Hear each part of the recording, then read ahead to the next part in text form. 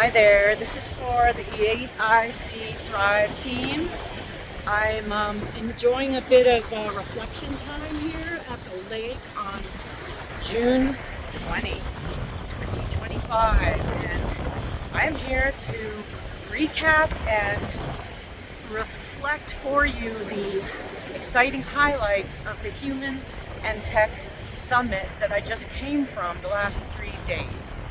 And I'm so inspired and excited because I've identified from that 3 days the main needs of that community of human development using tech and AI to enhance humanity, enhance the capability of societies to be able to thrive.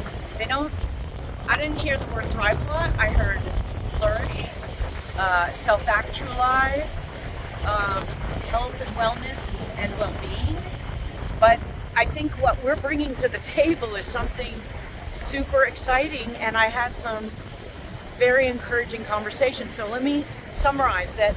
Next year, I talked to the organizer of the event, Nicole Bradford, and she is going to definitely do it next year, but definitely needs help and not in the same place that we did it this year. So I offered to help out, and I'm going to come back and offer a track. They have 6 tracks, but one of which is soul and one of which is growth or something. And what I'm going to do is offer like Thrive track, and it's a synergy among the other tracks, integration of. And what it would be is the 3 components. Sorry, my wind is strong here. I hope you can hear me okay. Would be, one is that they don't have an infrastructure, ecosystem or an ongoing way for these people that were at this summit to communicate, network, collaborate, find each other. And so there is the need for that, and we can offer the Thrive Collaborative on Mighty Network and use that as a platform for networking and building infrastructure. Secondly is the let me see which one of the 2. Oh yeah, the idea of communities forming to design their future together. There were several that were city designers that I talked to in San Francisco.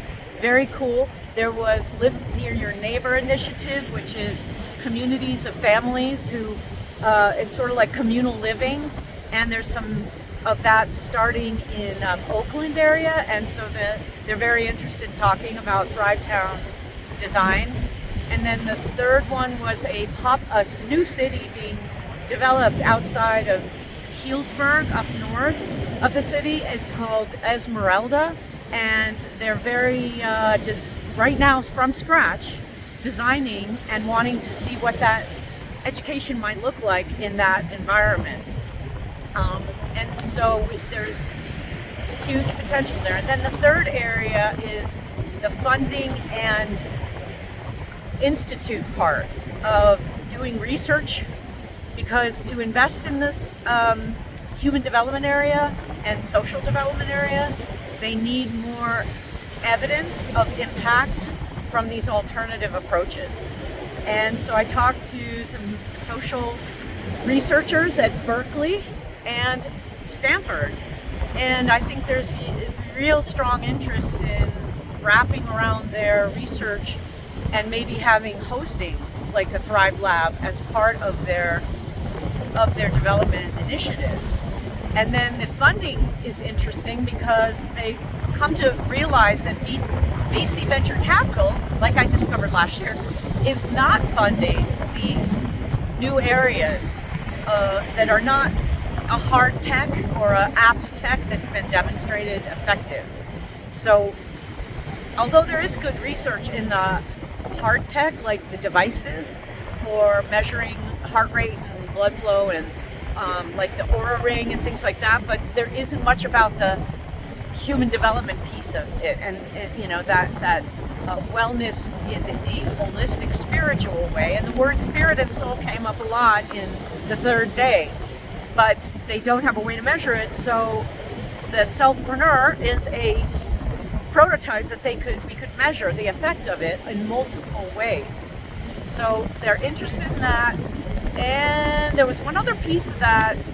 Oh yeah, Portal Venture is starting an institute called Positive Tech, and they want to measure and promote the development of positive tech for human development.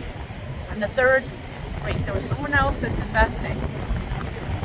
Oh, anyway, there were two others that I'll write up when I have their names on my head, that are ready to promote philanthropic. Oh, it was Tatiana, a game developer, and she's into the crypto space. And she said that, you know, we're never going to get sovereign crypto or blockchain tech until the philanthropists step up. And so that brings me back to this very exciting conversation I'm having with Linnell Cameron, who is a woman just moved to Tahoe City, and she is the VP for Sustainability at Autodesk and VP of their foundation. And I was referred to her by the Tahoe Prosperity Center because she is looking for opportunities to create ecosystems of regenerative. Now that word didn't come up a lot at the conference, but when I raised it to the city maker guy who's doing city development in San Francisco, and I said, are you focused on regenerative sustainable building? And he's like, well, yeah, that would be great. I'm like, okay, well, I've got somebody who we can do this with and build ecosystems for human, individuals, community, and planetary ecosystem sustainability. He's like, oh, that sounds cool. So Linnell wrote me a response just yesterday saying, oh, this sounds awesome to have a parallel ecosystem or prototyping at Lake Tahoe and at the Bay Area. So I'm super stoked that all the pieces are coming together, and I'm really excited what we can do in this coming year. And the next time there is a Human+Tech Summit, we will have a pathway, and maybe I'll be a facilitator organizer of that pathway, and we'll be off and running, guys. So thank you for your patience, persistence, and input. And we've still got a good road to go ahead to communicate this super effectively, but I have people who want to help do that. I've talked to young people and interns who would love to be a part of this. So looking forward to next steps. And I might lose my voice over the lack of sleep and yelling I've done over the last and I did do 2 pitches that got recorded, so I'll share those with you as well. All right, thanks guys, have a great week. I'm off to Colorado for 2 reunions for our families, and then I'll be back in action in July. So much appreciation and love, and hope everybody's thriving. And oh, thanks to Greg Castellanos for joining me at the summit and helping out with the demo, and bringing his friend Alyssa, who did a great job of helping tell everybody what we're all about. So looking forward to next steps with everybody. Bye now.